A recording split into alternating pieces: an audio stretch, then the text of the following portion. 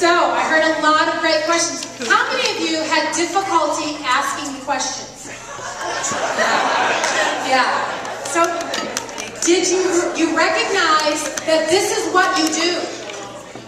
I want you to kind of own it and absorb that. It is difficult to hear a question and not answer the question, and it is more difficult to keep engaging in asking questions. So this is something, ladies and gentlemen, that you need to practice, because I am here to tell you that you give more factual information and you ask more closed-ended questions than open-ended, and you probably are not an effective listener because of it. The good news is, now that you know better, you can do better, right? Right? That's how that works. Once we know better, we do better. So, did we have some really good question askers out there? Was anybody out there nailing it with all the questions? Other than Christine Crewman, who we know asks a lot. So this is a skill you can practice regularly. Practice with your kids, with your spouses, with your teams. Practice your ability to ask effective questions, because you will find you get deeper communication. You're literally peeling the onion, right? You're getting to that deeper level. And that takes you from being good to exceptional. And isn't that where we want to be? Now I want to remind you that when we ask closed-ended questions, we saw perceptions happen, right? We saw that. So remember that egocentric predicament?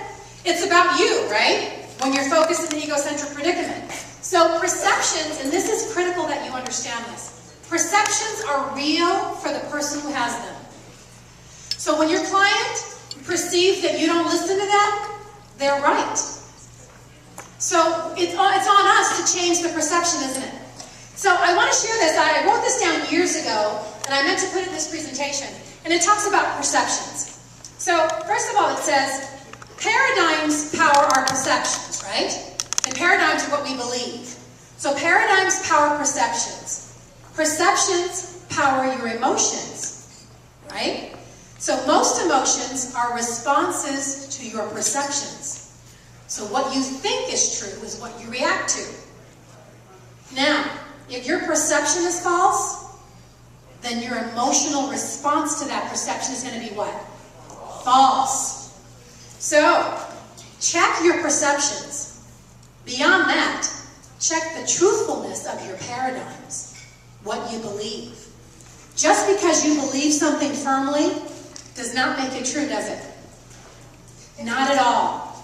And there's a tremendous danger here. I'm going to share a statement with you, and I want you to tell me what I mean by this statement. And my statement is, I'll never go to that doctor's office because all of their doctors have foreign names. Judgment. What else could I mean? What was that? Prejudice. Prejudice. It could mean I'm prejudiced. What else could it mean? Fear. Fear. It could mean fear. Deb. Failure. It could mean failure. What else could I mean? Robert. Could be that I don't understand them. Anything else? Location. Could be location. Now, suppose I told you that the person who said this was born deaf and wears 2 hearing aids. And so accents are very difficult for them to understand. Does that make me prejudiced? Does that make me racist? Does that make me fear-based? But you see the danger of that perception? So be very careful that you don't allow the egocentric predicament to allow you to become the judger of statements. So here's what you can do. Someone says to you, oh, I'll never work for your office because you got all foreign names. Tell me a little bit more about that. Or can you share with me what are your concerns with that? And then you would hear the real answer. Because if someone responded, and I had a client that said that exact same thing to me when I was in healthcare, I'll never go to that office because all of the doctors have foreign-sounding names. So the danger of using that perception and allowing that perception to... And would I treat her differently if I thought she was racist? Perhaps. And is my approach a little different more again when I find out she has a hearing aid issue? Of course it is. It changes completely how I'm going to functionalize and work with this individual. So, I want you to think about what you think about. Think about that. What you think about will drive your perceptions. Your perceptions will drive your emotional response, and your emotional responses will drive your behaviors. Now, each and every one of us are given phenomenal opportunities to work with families who are trying to appreciate and participate in the American dream. We don't know everything. So remember when I said earlier, we say that we're the area specialist and the area expert? We couldn't possibly be the expert with our clients until we've asked the correct questions, right? All right, is this helpful so far? Is this something you can utilize? All right. So how do we avoid this trap, or at least work to try to avoid it? Well, we're gonna utilize the needs-based approach when we have our conversations, right?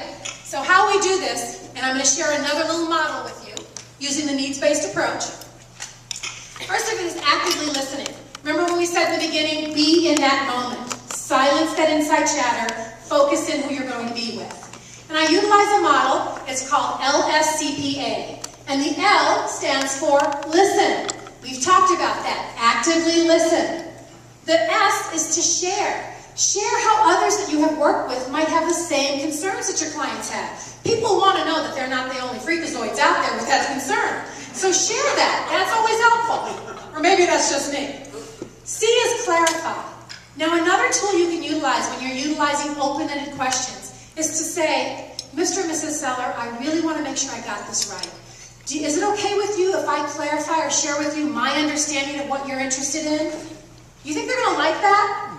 And then if I verbalize back everything that they said to me that's important, and then said, is there anything more? Really? Wow. That's an interesting dial tone. I was listening, you see? So you want to clarify, and you want to ask, is there anything more, Mr. and Mrs. Seller? Did I get everything? Because they might add something to that, right? So that's important. The P is you're going to problem solve. Mr. and Mrs. Seller, based on what you shared with me this afternoon, I think I have a solution for your situation, and I recommend blah, blah, blah. And then the bottom one is you're going to ask for action. And in our business, we love that. That's when we ask for the sale, we ask for the close, right? And I want to tell you that there are those of you in the room, and I've been there myself, that a dirty four-letter word that starts with F, ooh, happens right about now, doesn't it? And that dirty four-letter word is fear. Feeling eager about rejection. Who in here wants to be rejected? Yeah. Nobody wants to be rejected. So I am telling you that when you utilize the needs-based approach, when you listen, you share, you clarify, you problem solve, and you ask for action, you ask open-ended questions and you peel that onion, you turn fear into finally earning the right. You have earned the right, you've proven yourself as a professional, you have earned the right to ask for the sale. And your clients appreciate it and want you to ask for it because you've earned it. That's how you separate yourself from everybody else. That's how you make yourself a professional, and that's how you excel in this business, isn't it? That's what you do. So turn that fear into finally earning a right, okay? All right, that's what we're doing. Thank you. Now, before I close, I'm going to share something with you. Years ago, I was working in healthcare, and I had to get my car oil changed in my car, and I'm dressed in a business suit, and you guys have been to the Jiffy Lubes before, right? They're dirty and grungy, and they smell. So I have to go in, and I'm thinking, how am I going to do this in the short amount of time that I have and not get grease all over me? And I went into this particular, it was called AJ's Automotive, and it was actually right on Clark and Willow. And I walked in, and it was beautifully clean, pristine little area with a coffee pot that wasn't from the dark ages that you have to like chisel off the grunge. So it was a nicely fresh, clean coffee pot, great little cubicles for people to do their business. And I thought, well, they really get it. They understand that people are working all day, and in between their day trying to get their oil changed. And on the wall, they had this little saying. It was called Because the Customer. Just keep clicking. Because the customer has a need, we have a job to do. Because the customer has a choice, we must be the better choice. Because the customer has sensibilities, we must be considerate. Because the customer has urgency, we must be quick. Because the customer is unique, we must be flexible. Because the customer has expectations, we must excel. Because the customer has influence, we have the hope of more customers. It's because of the customer that we exist. Isn't that awesome? I love that.